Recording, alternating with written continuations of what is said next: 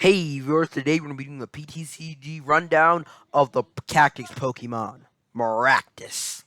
First Maractus we ever got was in black and white, and I'll be honest, it's uninspiring. 90 HP, not great. Weakness to fire. Resistance to water is pretty good though.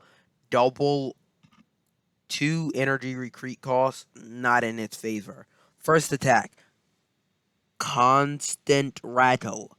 Flip 3 coins. If one of them is heads, the attack does 10 damage. If two of them is heads, the attack does 30 damage. If all of them are heads, the attack does 60. 1 energy, 60 damage at the time was actually pretty decent. But it just isn't good enough. You have to flip all 3, and there's always a chance that you'll flip all tails and do no damage. 3 grass energy, giant Giga Drain, 50 damage, heal as much damage as you did to the defending Pokemon. Again, not particularly great. This was not a good Pokemon.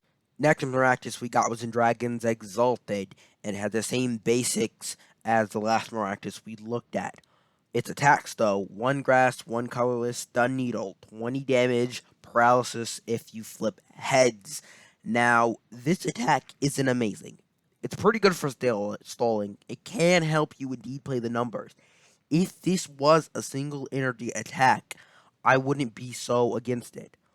But you have to put 2 attachments into this thing. And I can't remember if we had double colorless energy during this time or not. It doesn't even matter because it's a grass and colorless. You have to attach 2, essentially. Gotta go grass, then you gotta go colorless. And if this was one single attachment, then you could attach on and you could hit 20, maybe paralysis, maybe not. But it just doesn't really hit the numbers we need. Second attack, 3 grass energy, 40 damage if you have a tool attached, plus 40. Now, this isn't terrible, and it isn't phenomenal. 80 damage is pretty decent for 3 energy. Even at the time, there's a lot of Pokemon. I looked up, there's a couple Pokemon hitting 80 for 3 energy. It seemed like it wasn't terrible, but there's better Pokemon who can do the same thing, so it doesn't really make any sense to play this weak Maractus, which is probably going to get really KO'd, really quickly KO'd by your opponent, than just play a Pokemon with the better stats in the better things. That's it for this Maractus, really. I don't think it was amazing. I don't think it was terrible. But just like a lot of these Maractus, they're not amazing, but they're just not terrible. Next Maractus we got was in Plasma Storm, with only 1 retreat cost this time, with everything else being the same as the last 2 we looked at. First attack, 1 grass energy, 10 damage. The defending Pokemon is now confused. Now, confusion is in fact a decent little special condition, but it really is, again, it kind of, you're really relying on those flips with confusion. You have to hope your opponent flip tails on their next turn, or else it really isn't good enough. 10 damage, we're really not loving it. Next attack, 1 grass, 1 colorless, 20 damage. Flip a coin. If heads, this attack does 20 more damage. Is that what it says? No, 30 more damage, my bad. So it can get up to 50 damage for 1 grass, 1 colorless. It's not terrible, but it's not amazing. It's not hitting big damage numbers in which we're one-shotting Pokemon, so the 90 HP isn't that low. Which, again, 90 HP wasn't incredibly terrible right back then as it is now in this new current format. But again, we kind of want more from this Pokemon. Now, here's an interesting thing. This isn't going to be something that we're going to be doing for every PTCG rundown, but I do feel we need to do it for Maractus. Whenever we're doing a PTCG rundown and we see that there's not enough Pokemon cards to talk about, we are going to do some Japanese exclusives. Not all the time, because some Pokemon can have hundreds of cards. Not hundreds, that's a bit of a lie, but they're going to have many cards. And we will have a lot to cover. But Maractus without the Japanese, I think, only has 6 cards. Maybe even that is counting the Japanese cards. I don't have the exact numbers up in front of me. But we felt we need to do the extra. We needed to do this because we wanted to, we wanted to give it more. We didn't want to do a video with just a couple of Pokemon that I'll be honest, none of the Maractuses are amazing. So we wanted to bring you guys the Japanese Maractus as well. Now, as for the basic, it says 80 HP. It has a weakness to fire and a resistance to water. I think that was standard in the black and white blocks, black and white block. I think it's called the block. It had 2 energy retreat cost, which again, it's it's it's whatever. I mean, we'd love to have a 1 energy retreat cost, but you can't always have what you want. Now for the attack, it only had 1 attack. It has 1 grass energy, 1 colorless, 20 damage plus. If you flip heads on a coin flip, it does 30. Yeah, I'll be honest. I'll just go up and say this is bad. Debatably the worst Maractus we've ever gotten. 30 damage for 2 energy. We just saw Maractuses that sure you were getting a bit flippy with it, but it still was way better than 30 damage for 2 energy. So honestly, I just don't I don't it's just not good enough. I kind of feel bad saying this Pokemon is trash, but it's kind of trash. If anybody's wondering, it did come out in everyone's exciting battle. I don't think this was an exact set. I think it was like a box of like kind of promo type thing. I don't really know what it was, but it's not something that we got over here in America. The next Maractus we got was in Flash Fire, which I think is the second to last Maractus that was ever released. But I think it's the last Maractus that we've got over here in America, or I think anywhere outside of Japan, actually, which is actually really interesting. That's back in the X and Y block. We didn't get any Maractuses for the entire Sun and Moon block, which I kind of feel bad for Maractus now that I think about it. But let's talk about the basics. 90 HP. It's not. It's whatever. I mean, we saw it in a lot of Maractuses, and they always had 80 or 90. So we're really expecting in that range in terms of Maractus, especially back then. Now Pokemon hit harder and they have higher HP. Back then, that wasn't really the case. Now, first attack, Exciting Shake. During your next turn, flip 6 coins instead of 2 for this Pokemon's prickly needles attack.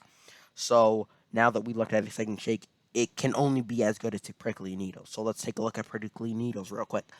2 colorless energy, 20 damage, flip 2 coins. Okay, not 20 damage. Flip 2 coins. This attack does 20 damage times the number of heads. But if you use Exciting Shake, you're flipping 6 coins. On an average, you're getting 60 damage. That's on an average, you're getting 3 coins if you're flipping 6, because you have like a 50% to get 3. And now there are going to be times you're going to flip heads on literally every single coin, and you're hitting 120, which I'll admit, it's good. It's pretty good. But there's also going to be times when you use your attack last turn for Exciting Shake, and then you use Prickly Needles this turn, and you flip all tails, do no damage, despite you wasted 2 whole turns. And I think every Maractus kind of struggles with this. They kind of have a lot of flippy mechanics, and that it can get really powerful, like all like flippy cards, but you could just flip all tails, and then it's not at all a really good Pokemon. I don't think this Maractus is very good at all. I mean, you're using 2 turns to make Prickly Needles good, because if you don't use Exciting Shake, the max you can do is 40 damage for 2 colorless energy, which is just, no. We talked about better things, better ways you can better Maractus. I don't think this Maractus is the best Maractus out there. The last Maractus we've ever gotten was in Sword and Shield, and technically we didn't get it because it only came out over in Japan, and that's really a shame. I think this Maractus is actually quite good. Now, it has 110 HP, which is actually pretty decent. I mean, Zapdos saw a lot of play, and I can't put the picture up here on the screen for you guys, but actually I can't even tell you what set it was from. My memory's indeed failing me, but it did see a lot of play. Anybody can tell you this, and it had 110. Now, this does have a weakness to fire. And now, in Sword and Shield, fire decks are literally everywhere. Welder is a really good card, and fire decks are taking full advantage of every single card that they've released for fire Pokemon in general. And being weak to fire is a terrible thing right now. There's literally multitudes of fire type Pokemon running across the format, and being weak to fire does not help your chances. Now, if you're a metal Pokemon in this current format, you can use Metal Frying Pan to get rid of your weakness. But for grass, we don't have anything like that at the moment. So honestly, this is not a very good weakness to have. Double 2 energy recruit cost. And it's not really terrible right now because I know for a fact that we do indeed have Balloon that reduces your retreat cost by 2, so you can make this into a free retreating Pokemon. So it's not terrible. The first attack, on the other hand, is terrible. One colorless, 20 damage, that's all it does. That's it. It's garbage. I have nothing else to say about it. I don't like this attack whatsoever. Second attack is the attack to look out for, though. One grass energy, one colorless energy. Flip a coin for each energy attached to this Pokemon. Now, remember, that's each energy, not each grass, not each psychic, not each whatever. It's each energy. This attack does 60 damage for each heads. Now, this is really good. You can attach a lot of energy over the course of turns, and hit for large amounts of damage. But to be honest, the best partner for this Pokemon, in my opinion, is easily Rillaboom from Sword and Shield. The one with the good ability, that is. Now, the Rillaboom from Sword and Shield had a really nice ability. Voltage Beat. Once during your turn, you may search your deck for up to 2 Grass Energy cards and attach them to one of your Pokemon, then shuffle your deck. So, basically, with a Grass in hand, and now with Twin Energy coming out in the Armée set, or the set that just released in Japan, you can attach a Twin Energy, so that's 2 energy. And then you can Voltage Beat for 2 grass, so that's going to cover your attack cost. 1 grass, 1 colorless. You're going to have 4 energy on. You're flipping 4 coins in 1 turn. And generally, you're going to be hitting 2 heads. You're going to be hitting 120. And you're powered up in 1 turn. So you're going to be hitting 120 damage. And over the course of the turn, if you have a Pokemon in the active that's either stalling for you, or even it's being your main attacker for the deck, you can power this Pokemon up on the bench. And you can get, over the course of 2 turns, you can get maybe 5 energy attack, and you're flipping 5 heads. Now, if everything goes your way, you can flip 5. You're going to be flipping 5 coins, and if everything goes your way, you're flipping 5 heads. That's going to get you a massive, massive total of 290 damage. I think my math is correct. Somebody correct me in the comment section if I am indeed wrong. But 290 damage. No. 300 damage? I think that's the math. 300 damage on a single prize grass Pokemon. Now, of course, you're taking 5 energy here. And this thing is not sitting on the board forever. It only has 110 HP.